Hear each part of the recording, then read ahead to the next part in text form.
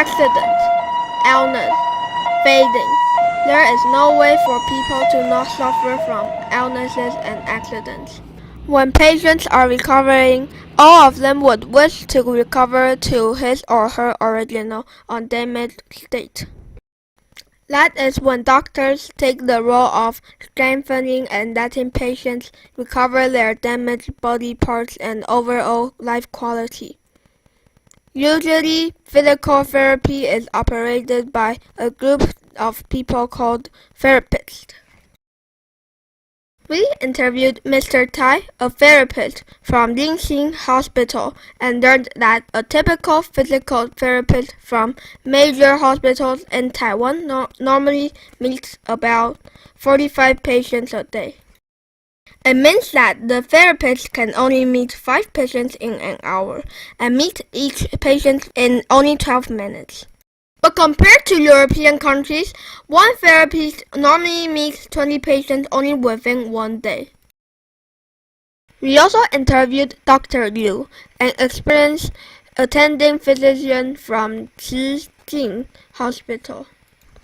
We discovered that we could use the values of a patient's heart rate, blood pressure, breathing rate, blood oxygen content, and facial expression to determine how much pain the patient is in. In the past, I tripped and broke my bones. As a result, my left hand can reach my left shoulder, but my right hand can't reach my right shoulder. After 1 month of my arm set in the cast, I started my recovery. Every time I had my recovery, my therapists are always a different person. I remember one with a ponytail put me in a lot of pain during the recovery. Some other would keep asking how I feel during the process. And just when I feel like the therapists understood how I felt, the recovery session ended soon. I feel like they worked very hard to help me with, but the results are limited. So we started discussing, if we have robots that help patients from recovering, then the problem that a therapist having limited time to help each patient because of the large number of patients won't exist. The robot can use the facial recognition system and the values of blood pressure, heart rate, breath, and blood oxygen content to determine and record the patient's soreness. These values can help doctors and therapists to manage the intensity of the patient's recovery.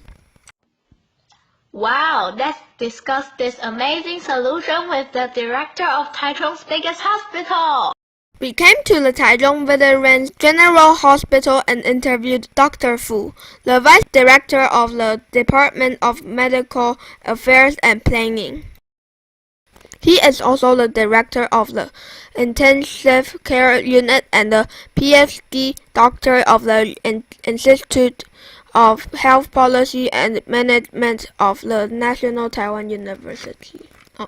He suggested that incorporating the robot arms to assist the therapist is a very good and creative idea.